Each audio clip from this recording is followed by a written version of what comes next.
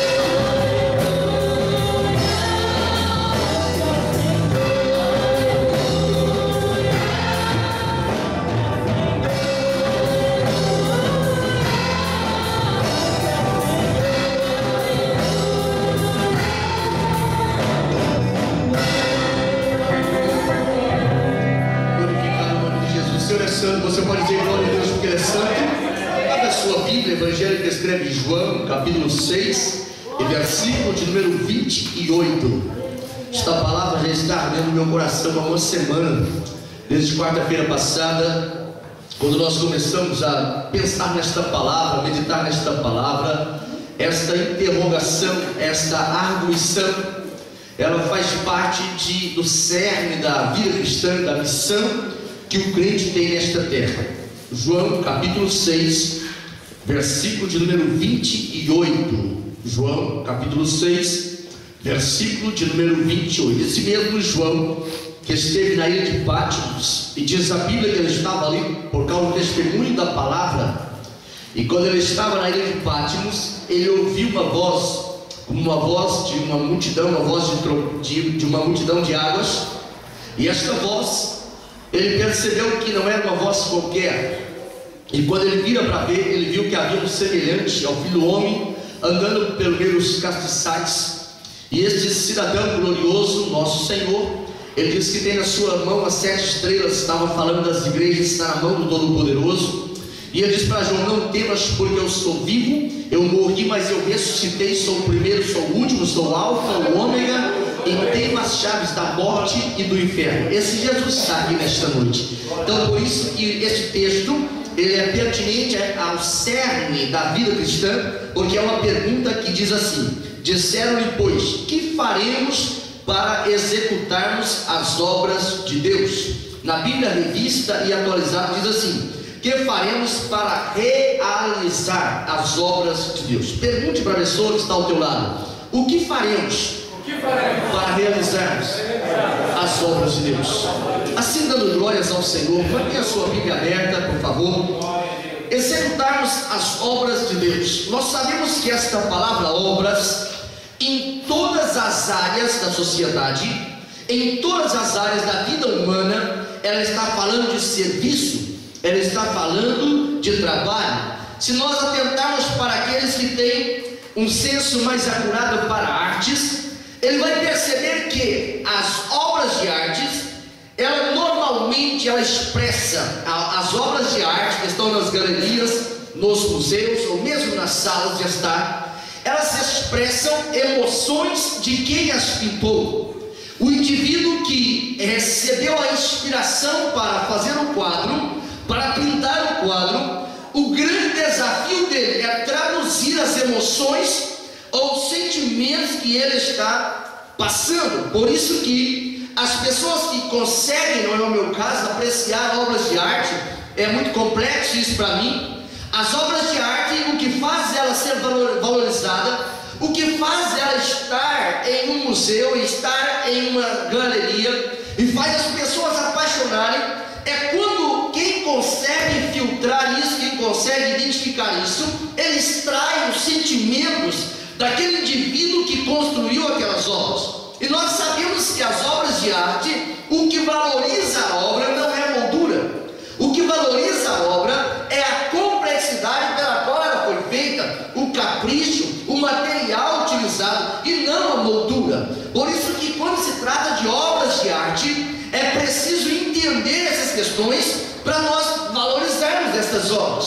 Quando se trata de obras na área da construção civil, os arquitetos, toda boa obra, ela tem um bom arquiteto, ele se preocupa, além da estética, ele se preocupa com mais duas áreas, ele se preocupa com a segurança e também com o bem-estar. É por isso que os arquitetos, lógico que puxando a farinha para a sua panela, eles dizem que quando uma obra não tem um bom arquiteto, ou quando alguém aventura a construir uma obra sem um arquiteto, é como cego teimar em andar sem um guia. Ao menor obstáculo, ele tem todas as chances de partir a face, de partir o rosto, de quebrar-se. Então, quando nós olhamos para a obra do Senhor, a área espiritual também é uma área que não dá para compreendermos se não atentarmos para o espiritual. Se nós lermos João capítulo 1, no versículo 1, 2 e 3, o texto diz: no princípio era o verbo é o Logos, a expressão do pensamento de Deus. No princípio era o verbo estava com Deus e o verbo era Deus. Esta expressão do verbo ser Deus, e ele na sua grandiosidade, no seu poder, na sua onipotência, Ele permitiu-se o Filho tabernacular entre nós, o Filho encarnar entre nós. Entendemos isto, para compreendermos isto, é necessário atentarmos para aquilo que a Bíblia ensina. Porque quando nós olhamos para João, e o próprio Jesus que está dizendo essa expressão, no capítulo 5 de João, no versículo 36, ele diz de um testemunho maior do que o de João. Como pode um testemunho ser maior do que o de João? João disse que ele era o Messias, João disse que era aquele que deveria crescer. Mas o que o Senhor Jesus está dizendo é que maior do que o testemunho de João eram as obras que ele estaria realizando. Agora, a boa notícia para nós que estamos dispostos a fazer a obra de Deus é que o próprio Jesus quem disse: se vocês crerem em mim, vocês farão obras como estas e ainda maiores. Ou seja, a proposta de Deus para nós é que nós possamos realizar no nosso tempo obras muito maiores do que aquelas que Jesus realizou. Nós olhando para as religiões do mundo, atentando para as religiões, nós percebemos que a origem das religiões, na sua grande maioria, está no desejo ou vontade humana de realizar algo para Deus. O que faz ter essa multiplicidade em religiões do mundo é simplesmente um desejo de fazer algo para Deus. Mas para poder realizar a obra de Deus, não basta apenas fazer sacrifício. Para realizar as obras de Deus, não basta apenas fazer a carne sofrer. Para fazer as obras de Deus, é preciso compreender o que é a obra de Deus. O salmista Davi, no Salmo 51, versículo 16, ele fala: se tu tivesse prazer em sacrifício, eu lhe daria. Se tu tivesse prazer em holocausto, eu faria. O que o salmista está dizendo é que as obras de Deus, elas vão muito além daquilo que nós pensamos ser o preço que pagamos. É por essa razão que Jesus mesmo diz, no capítulo 5 de João, quando ele cita no versículo 39, ele diz: examinar o quê? Não é o sentimento, examinar é a escritura. Veja bem que a obra de arte, ela tem a função de externar o sentimento. A obra de Deus não é assim. A obra de Deus, ela tem um valor, ou ela tem a intenção, ela tem a proposta, ela pressupõe de que eu vou examinar segundo a escritura. E Jesus, quando ele fala, João escreve no capítulo 5, versículo 39, ele diz: examinar a escritura, porque elas testificam de quem? De mim. O que o Senhor está dizendo? Que quem examina a escritura, ele vai conseguir compreender desde o Gênesis até o Apocalipse que as obras de Deus, elas apontam para a vida eterna. A obra de Deus, ela aponta sempre para a eternidade. Porque a simples razão é que Deus é eterno.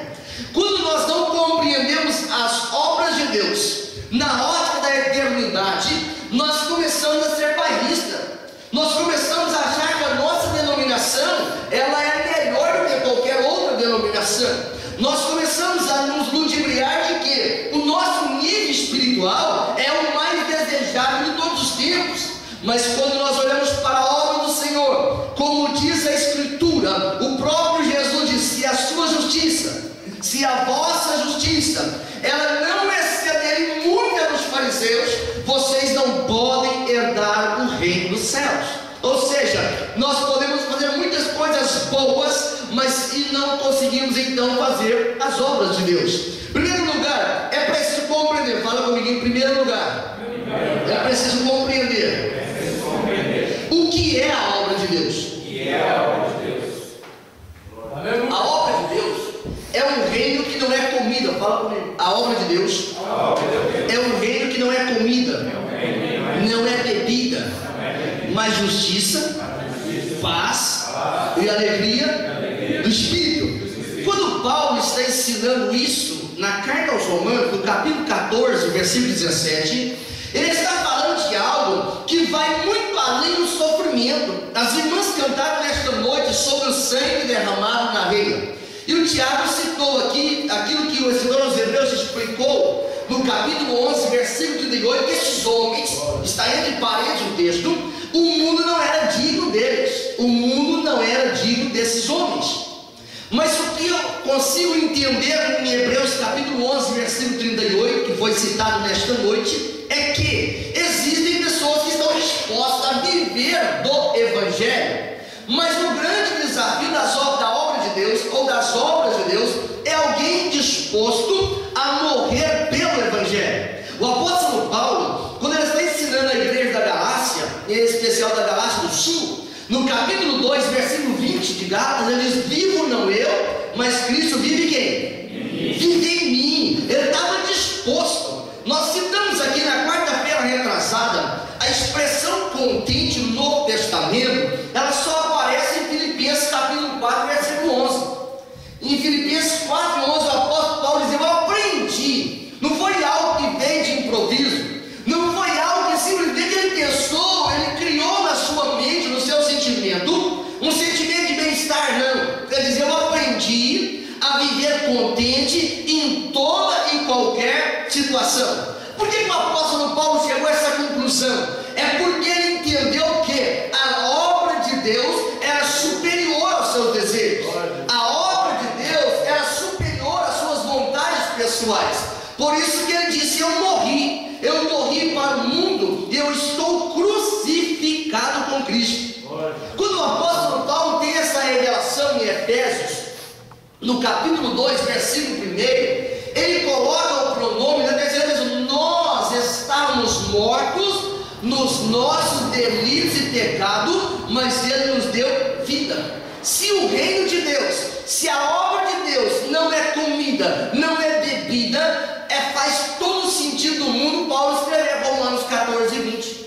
Ele diz assim: olha, não destruas por causa da comida a obra de Deus. O que Paulo estava dizendo? Existe no cérebro humano, no desejo do coração humano, um sentimento de busca pela alimentação, busca por segurança e busca por calor. São das três necessidades básicas do ser humano. Quando o apóstolo Paulo está falando assim: olha, não destruas por causa da comida a obra de Deus, é que ele estava dizendo que existem coisas na vida da gente que a gente coloca como sendo um cavalo de batalha e faz daquilo uma blindagem para nós, de forma que nem o Espírito Santo consegue alcançar, nem o Espírito Santo consegue entrar. Essa multidão que Jesus está falando para eles, que eles procuravam Jesus, eles tinham uma disposição tão tremenda de receber comida física, que eles passavam o mar de um lado para o outro, o mar da Galileia, um lago, o lago de Genezaré ou de Tiberíades. Eles passavam de um lado para o outro, e onde Jesus ia, eles estavam acompanhando. E Jesus disse para eles: vocês estão vindo atrás de mim, não é por causa dos sinais, não é para glorificar o meu nome, é por causa da comida.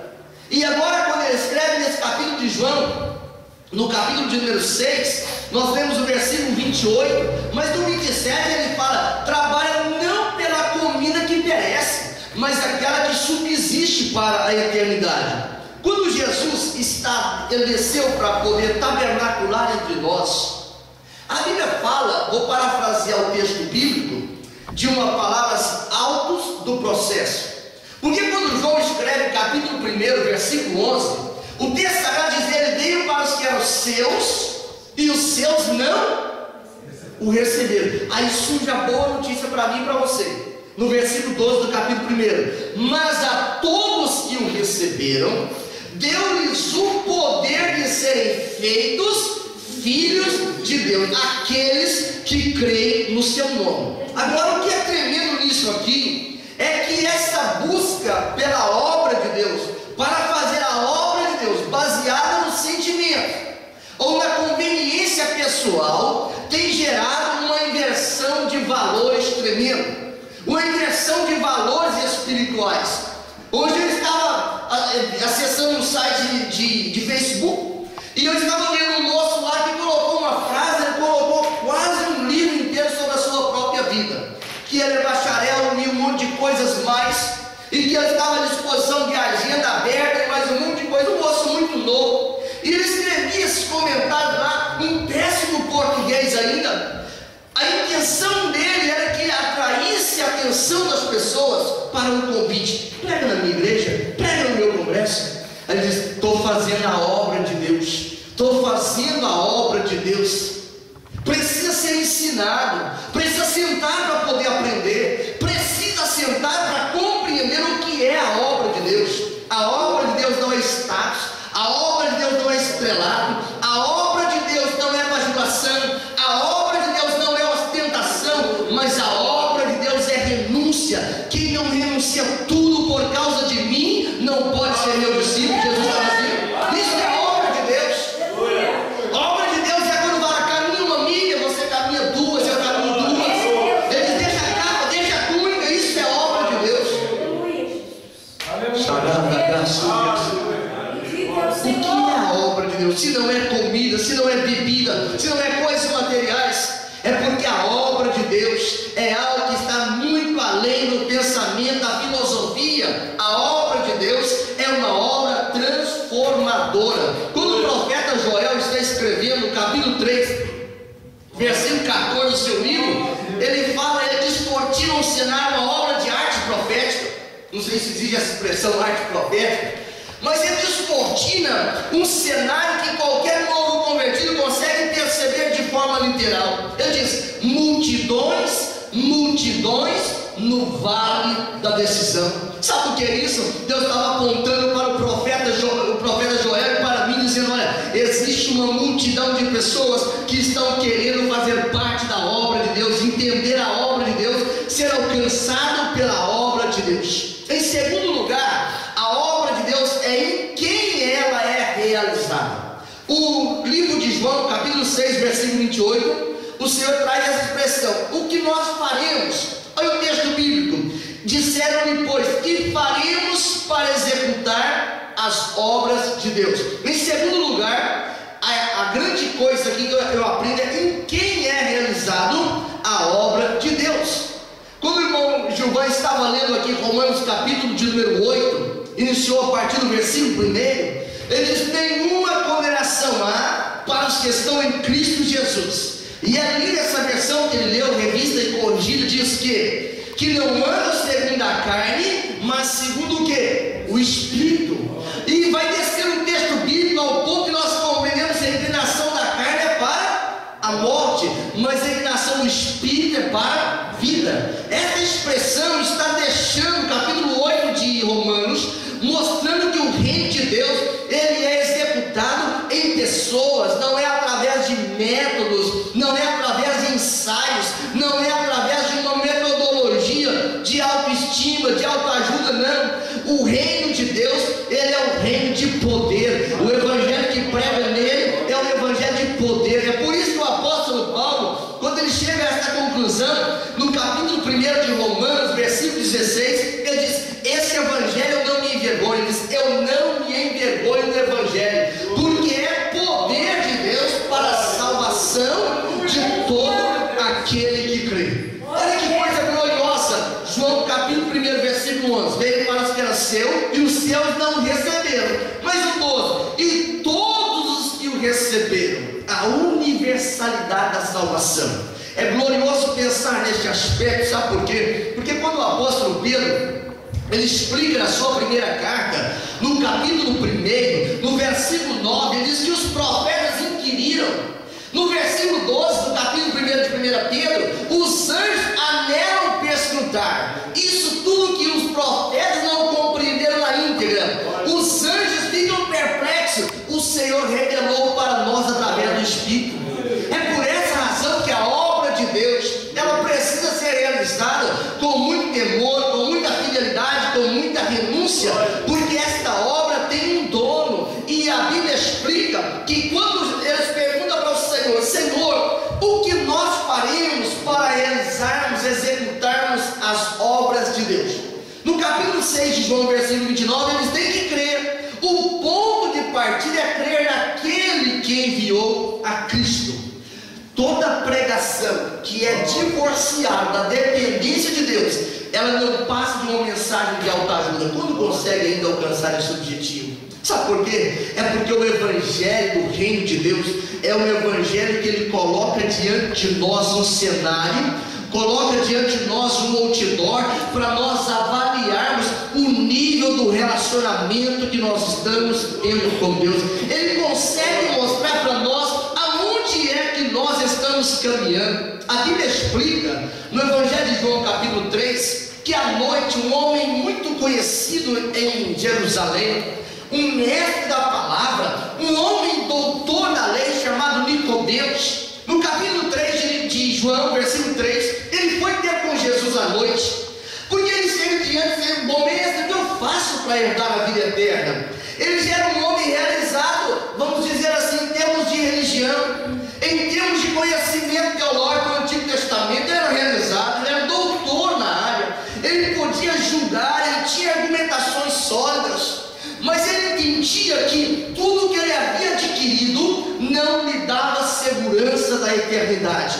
Existe evangelho que me faz sentir bem, existe evangelho que me faz sentir motivado, existe evangelho que me faz sentir curado, mas o evangelho de Jesus Cristo, ele me faz ser transformado. O evangelho de Jesus, ele nos faz ser libertados. É por isso que a obra de Deus, ela não flui através de métodos, mas ela flui através de pessoas. É por isso que o poder do sangue de Jesus, ele não vai mudar métodos, mas ele vai mudar pessoas, ele vai mudar vidas, ele vai transformar vidas. E Nicodemos então ouve: você tem que nascer de novo.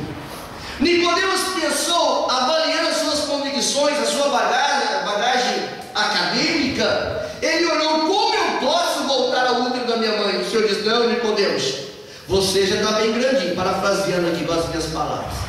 Você é mestre, Nicodemos, em Israel, e não sabe isso? É que tem que nascer da água, da palavra, e tem que nascer do Espírito. Esta mistura da palavra com o Espírito Santo é que fez Paulo chegar à conclusão de Filipenses capítulo 1, versículo 6. Fala comigo: tendo por certo, isso mesmo, que aquele que em vós começou a boa obra vai aperfeiçoar até o dia de Jesus Cristo. Sabe o que o apóstolo Paulo está chamando? Larga de ser novo, convertido, começa a amadurecer na fé, começa a crescer na obra de Deus, começa a crescer no reino de Deus, começa a buscar as coisas mais profundas de Deus. Deus tem prazer em se revelar para nós através do seu Espírito. Quando eu olho para 1 Coríntios capítulo 2, versículo 9, ele diz: olha, aquilo que o olho não viu, o ouvido não ouviu, nem subiu ao coração do homem, foi aquilo que Deus reservou para aqueles que o amam. Mas o texto não acaba aqui. O texto continua no versículo 10: e ele nos revelou através do seu Espírito. Porque o Espírito de Deus é tão tremendo que ele sonda até as profundezas de Deus. Se eu quero saber o que é, como é, em quem é realizada a obra de Deus, eu preciso andar de mãozinha dada com o Espírito Santo. Eu preciso caminhar com o Espírito Santo. É porque é Ele que revela, é Ele que orienta, é Ele que consola. O reino de Deus não é comida, o reino de Deus não é carro novo, não obstante ser bom, né? O reino de Deus não é casa nova, não obstante ser muito bom. Mas o reino de Deus, ele transcende para a eternidade. Quem está entendendo, diga glória a Deus. Agora, como? Terceira pergunta: como é realizada a obra de Deus? De que forma é realizada a obra de Deus? Jesus, ele fala, e o evangelista Mateus, no capítulo 22, versículo 14, muitos são chamados, poucos são escolhidos. Tem tantos bons atletas em todos os clubes do mundo. Por que há um grupo seleto e bota o nome de seleção ou selecionado? É porque no grande grupo, nesse grande grupo, existem pessoas que têm uma diferença notável. Então a obra de Deus, quando ele diz muitos são chamados, poucos são escolhidos, é porque muitas pessoas querem ir para o céu, muitas pessoas querem se livrar dos problemas. Eu gosto de livrar dos problemas. Alguém me pergunta: como que está Portugal? Eu pergunto: como está Portugal? As bênçãos estão uma bênção, uma coisa gloriosa, as bênçãos. Ruim é as lutas, ruim é os problemas. porque os problemas ele vai tentando se desvencilhar deles pelo meio do caminho. Quando esse texto de Mateus capítulo 22 explica no versículo 14 que muitos são chamados e poucos são escolhidos, é porque o Senhor fez um convite e alguém tinha sempre uma desculpa. E agora, no meio da festa, tinha um cidadão lá que não tinha vestes nupciais. E o Senhor olhou e falou assim: ei, você, por que você não tem vestes nupciais? Como você entrou aqui? E ele emudeceu. Ele não sabia responder a razão da esperança que estava nele. Ele não sabia responder o efeito da obra de Deus nele. Por isso o Senhor você pega ele, amarra de pé e mão e lança nas trevas exteriores, que lá há choro e há ranger de dentes. Ele queria as bênçãos de Deus, mas não queria vestir as vestes da santidade, as vestes nupciais. Nós entendemos que a insatisfação ela tem alcançado níveis tão altos na sociedade global, e a igreja não tem ficado imune a isso.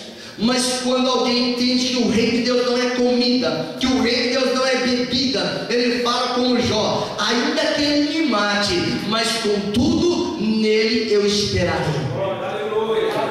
Nós oramos para Deus enviar missionários. Nós oramos para o Senhor ampliar o trabalho missionário. O trabalho missionário é um trabalho de renúncia, não é um trabalho de apologia, contar desastres para sensibilizar as pessoas. Não, a obra missionária é uma obra conscientizadora e não de sensibilização pessoal, porque se ela for de sensibilização pessoal, vai depender de um repertório de desastre de A a Z. Mas quando a obra missionária ela é feita baseada nos princípios da obra de Deus, nós vamos dizer: se tiver bonança, vamos; se tiver coisas contrárias, também vamos, porque o importante é nós agradarmos aquele que nos alistou para esta obra. Fazemos como escreveu aos Hebreus, capítulo 12, versículo 1. Ele diz: nós, porém, que estamos rodeados de uma tão grande nuvem de testemunhas. O que são essas testemunhas? São os santos do Antigo Testamento e do Novo, que já fizeram o seu trabalho, que cumpriram a sua parte e espera que eu e você também cumpramos. E ele diz: eu deixo agora desembaraço do pecado, dos fardos que estão me rodeiam, e eu prossigo agora, olhando para Jesus, o autor e consumador da nossa fé. Esta esperança que o escritor aos Hebreus revela mostra como a obra de Deus ela é realizada. Fala comigo: a obra de Deus ela é realizada com sacrifício. Não é uma obra simples.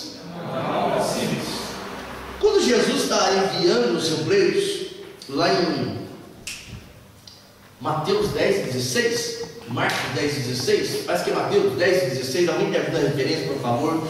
Ele diz: eu envio vocês como ovelha para onde? Para o meio dos lobos. O Senhor, quando Ele nos chamou, por isso que muitos são chamados, mas poucos são escolhidos. Porque para aceitar o chamado é preciso preencher os requisitos que o reino de Deus exige. Mateus 10:16, obrigado. Ele diz: eis que eu vos envio como ovelha para o meio dos lobos.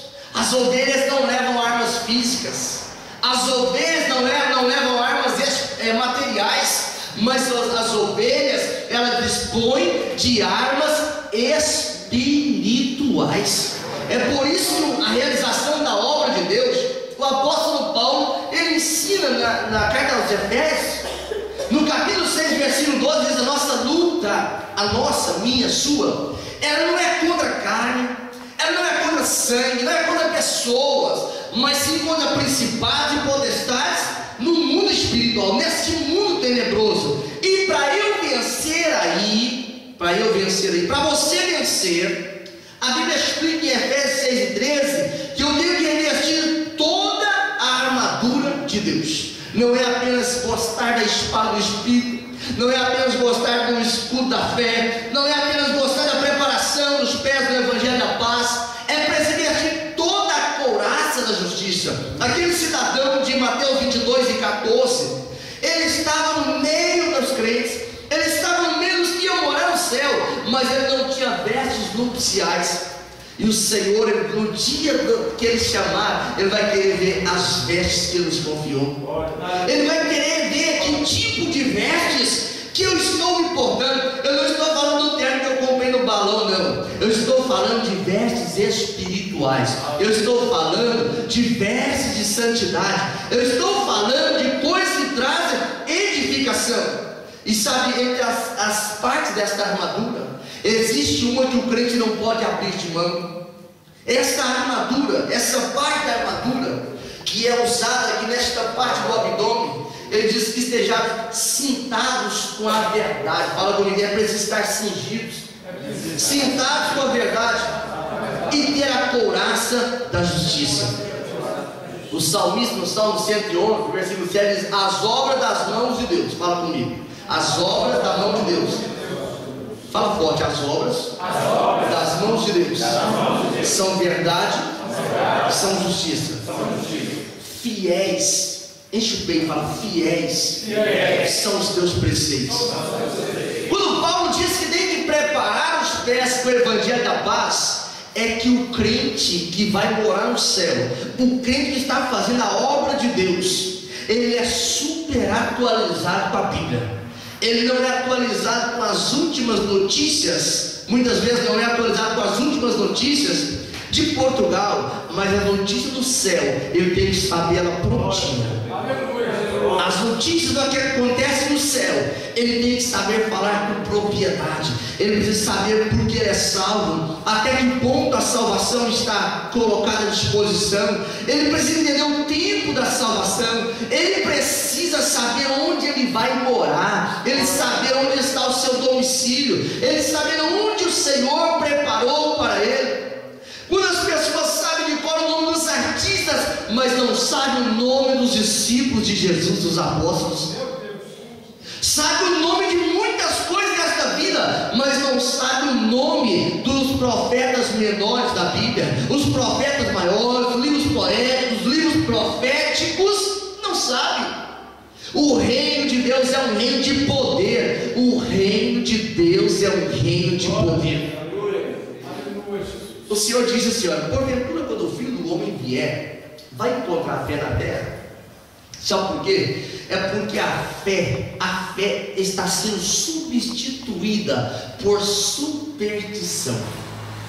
Existem muitas igrejas supersticiosas, crente supersticioso, que ele acredita mais no sal grosso, no sal fino, do que no poder da palavra do Senhor. Ele acredita mais no poder da oferta que ele dá, do que no poder de renunciar à carne por amor de Cristo. Supersticioso. O Senhor, o apóstolo Paulo, inspirou o apóstolo Paulo para dizer: embraçai o escudo da fé, porque com esse escudo embraçado eu posso apagar todos os dardos inflamados do maligno. Quando Paulo escreve isso em Efésios 6:16, ele sabia com propriedade o que é que ele estava dizendo. Você pode ficar sem bens materiais, eu posso ficar sem bens materiais, mas a armadura do Espírito, ela não pode faltar pedaço na nossa vida, porque onde estiver a vulnerabilidade, Satanás vai enfrentar aí, Satanás vai atingir aí. Olha o que aconteceu com Golias. A única parte vulnerável da armadura era a testa, era a fronte, e foi justamente lá que a pedra achou o endereço. E trazendo para o lado espiritual, para nós compreendermos aqui, aquelas partes que eu me dou ao luxo de desguarnecer na vida espiritual, essas partes é onde Satanás ele vai atingir. O apóstolo Pedro, um homem que andava com Jesus, ouvia a palavra de Jesus, o Senhor falou: ei Pedro, você vai me negar, vocês todos vão fugir, vão me abandonar. Pedro falou assim: não, Senhor, essa aí não. Eu não, todos eles podem, eu sou muito espiritual, parafraseando aqui, eu não nego, Senhor. Aí Jesus falou: Pedro, você mesmo, antes de dar aquele 13, você vai me negar. Por quê? Porque Pedro confiou em si próprio. Ele disse: eu consigo, eu não troco Jesus. Quando as pessoas que fazem o voto com o Senhor dizendo: eu vou ser fiel até o final, eu não retrocedo por nada. Nós só estamos aqui nesta noite porque o Espírito do Senhor, Ele segurou, me ajuda aqui, Ele segurou na nossa mão e falou assim: não temas, eu te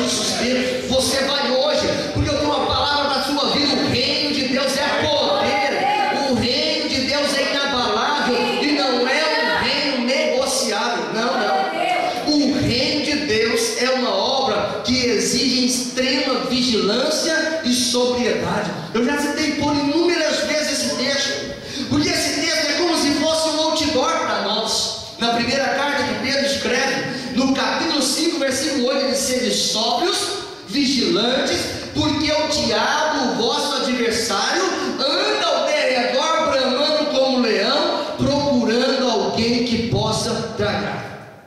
O apóstolo Paulo, quando ele está falando aos Efésios, no capítulo 6, versículo 17, ele diz assim: olha, colocai, mantei o capacete da salvação. Por que ele fala isso? É porque a obra de Deus, irmão, ela é realizada por crentes salvos, não é por crentes profissionais, não é por crentes que conhecem a Bíblia de Gênesis ao Apocalipse. A obra de Deus é realizada por crente salvo, porque crente salvo, ele vai entender aquilo que o sábio Salomão explica lá em Provérbios 24:11, a piedade da multidão que caminha apressadamente para o abismo. O crente salvo, ele consegue ouvir o grito dos milhões.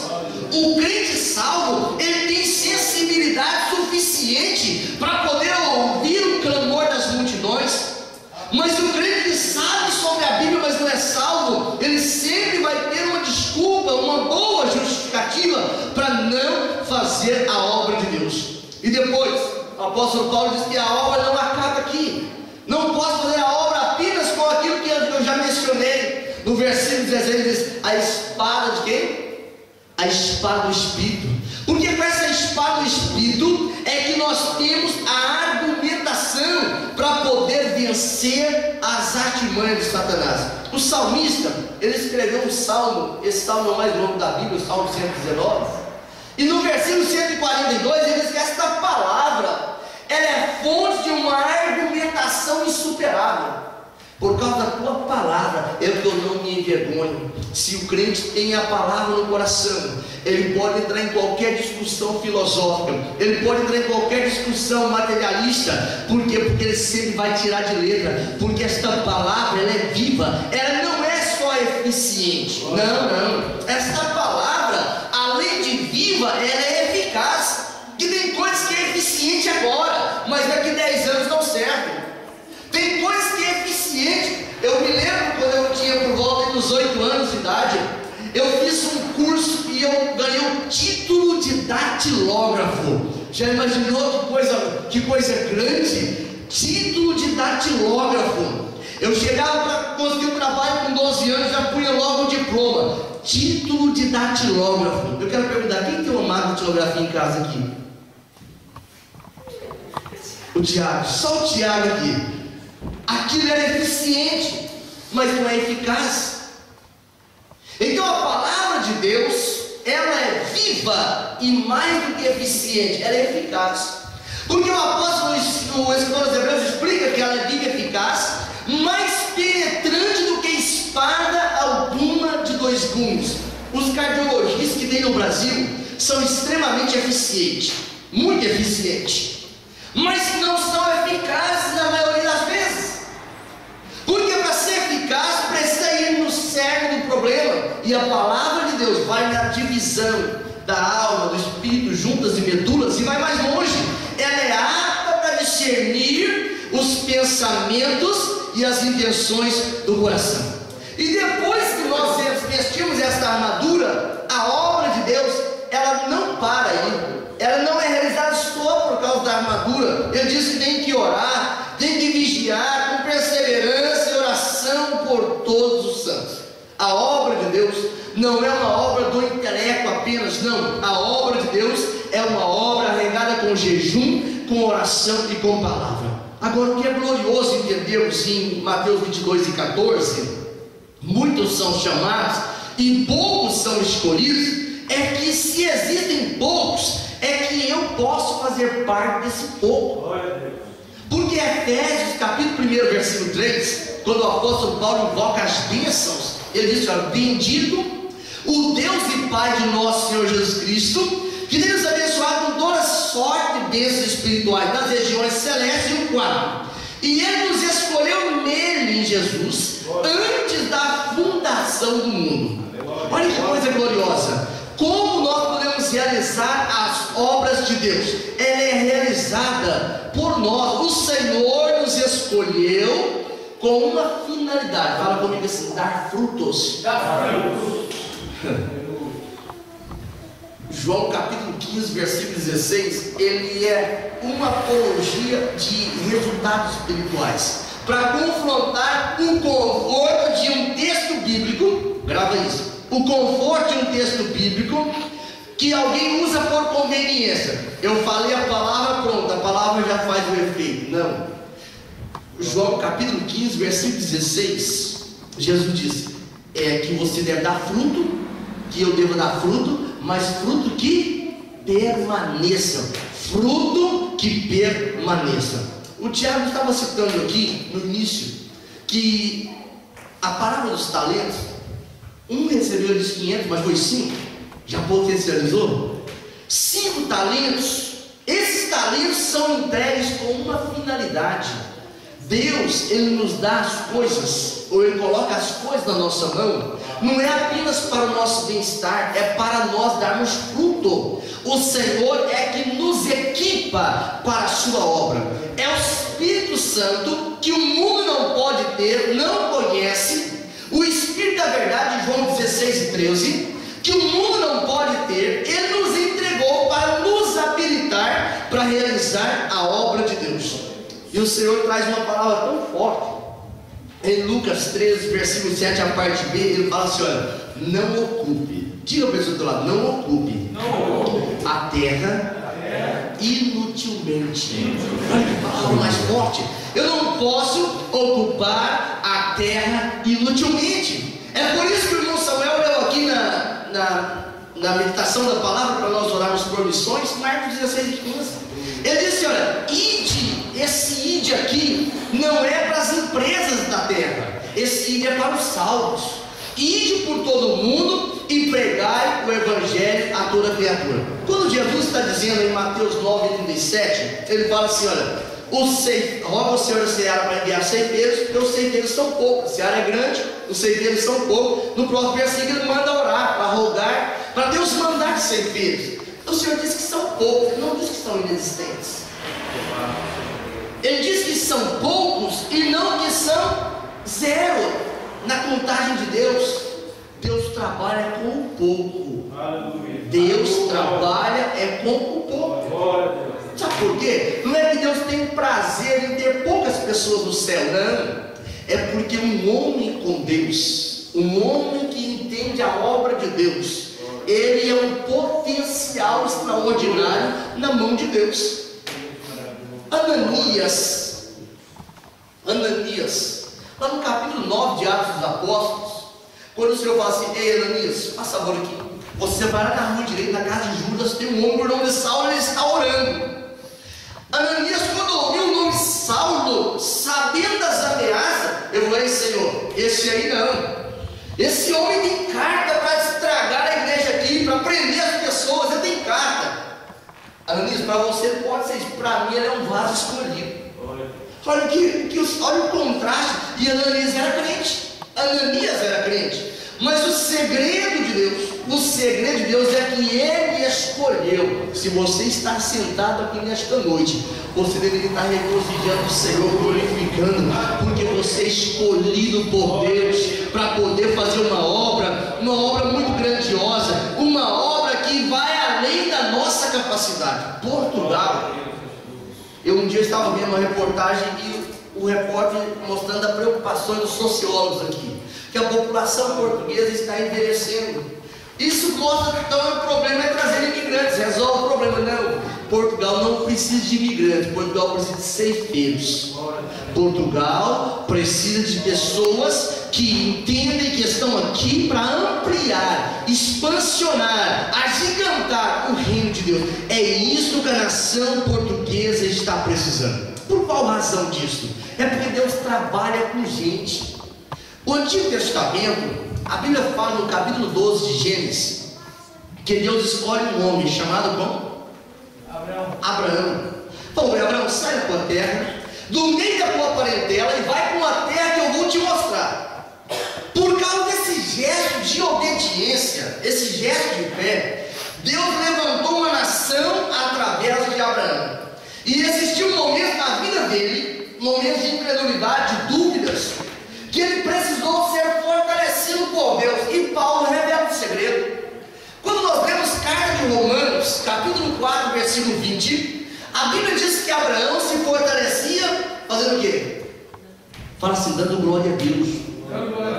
Sabe aquele momento de fraqueza que nós passamos? Sabe qual que é o antídoto que a palavra do Senhor ensina? Diga glória a Deus. O apóstolo Paulo diz: eu aprendi a conviver em toda e qualquer situação e eu estou contente por isso, tanto ter bastante como passar por privações. O segredo é Filipenses 4,13: todo eu posso naquele que me fortalece. Paulo entendia que ele fora chamado para realizar a obra de Deus. Paulo foi chamado para realizar a obra de Deus. Quando no Antigo Testamento Deus escolheu Israel para ser um cofre de segredo, de joias espirituais, lá em Oséias, o profeta Oséias, capítulo 11, versículo 1, ele fala assim: do Egito, fala comigo, do Egito eu chamei o meu filho. E qualquer novo convertido que leu o Evangelho de João e leu o Salmo sabe que o Egito representa o mundo. O Egito representa o mundo. E hoje, o tempo que nós estamos vivendo, o tempo da graça, Deus escolheu a igreja. Eu citei no início dessa mensagem onde foi a escolha. Eu chamei de autos do processo. João, capítulo 1, versículo 11.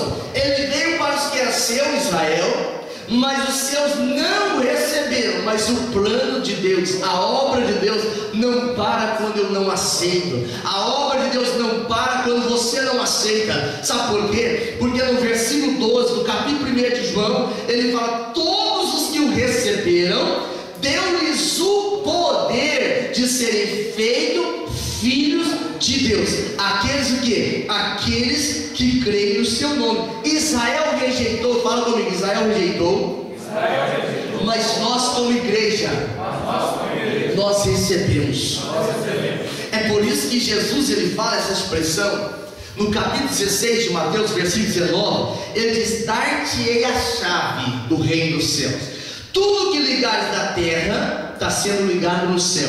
Isso aqui não está fazendo apologia a excluir pessoas da igreja. Não, não. Esse texto é evangelizador. Ele está dizendo assim que através da igreja, aquilo que Paulo fala em Efésios 4:10, que Deus manifesta a sua multiforme sabedoria, é através da igreja é que o Senhor criou um mecanismo para a obra dele agigantar. É por isso que toda a ira de Satanás, ela se volta contra a igreja. Ele não aguenta ler o texto bíblico quando fala em Mateus 16:18 que as portas do inferno não prevalecerão contra a igreja.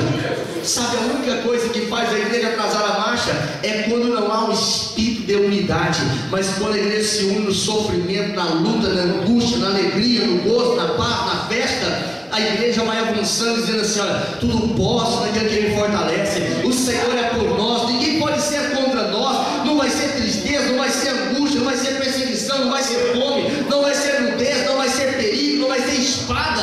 Nada pode nos separar do amor de Deus que está em Cristo Jesus, o nosso Senhor. Lá em Romanos 8:35. E Paulo ainda vai mais alto, ele diz: não é anjo, não é principado, não é potestade, não é presente, não é o porvir, nada pode nos separar deste amor. Romanos 8:37-39. Ele está explicando que o reino de Deus não é comida, o reino de Deus é poder. É por isso que ele escreve em Romanos 10:13. Ele diz assim: olha, todo aquele, fala comigo, todo aquele que invocar o nome do Senhor será salvo.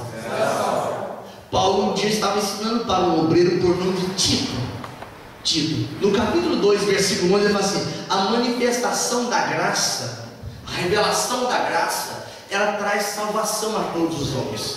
Quando Paulo usa a expressão, até o Caim, tem dia que o Caim também batista, o Caim que ele citou a expressão graça e paz. Quando Paulo trouxe essa expressão graça e paz, foi quase uma aberração para a igreja primitiva. Para a igreja primitiva não, para os sacerdotes da época. Sabe por quê? É porque parece que no contexto eclesiástico de Israel, graça e paz estavam banalizando o plano de Deus. Não, Deus torna o plano acessível, porque o sacrifício dele na cruz do Calvário foi muito mais do que uma ideologia religiosa do judaísmo. O sacrifício dele na cruz do Calvário foi tão alto, tão grande, ao ponto de alcançar os rincões mais distantes restante da terra e fazer as pessoas compreenderem que são amadas pelo Senhor. Quando ele falou para Tito, no capítulo 2, versículo 14, ele diz: o Senhor se entregou por nós. Você tem coragem de dizer isso? Diga assim: o Senhor se entregou por nós para nos remir, fala, Senhor, de toda iniquidade e purificar para Ele um povo seu, especial, zeloso e de boas obras.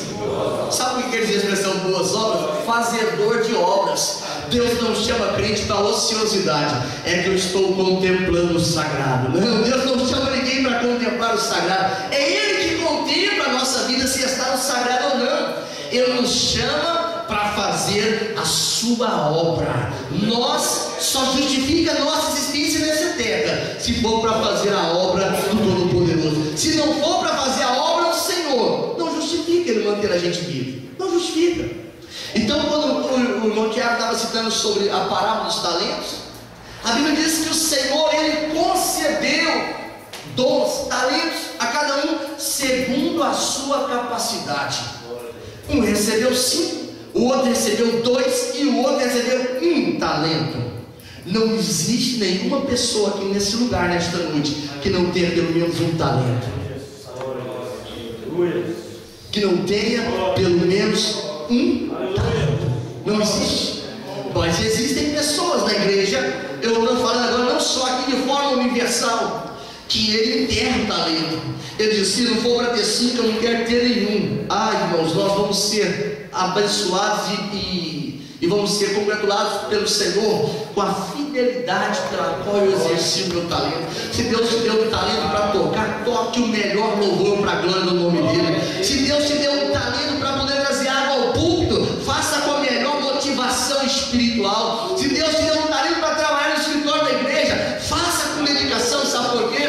A Bíblia explica em 2 Coríntios 5,10 que nós vamos um dia comparecer diante do tribunal. Bema é a palavra original, para poder darmos conta de tudo aquilo que nós tivermos feito por meio do corpo. O talento, o que não ganhou 5, você ganha 5, está aqui o que é teu.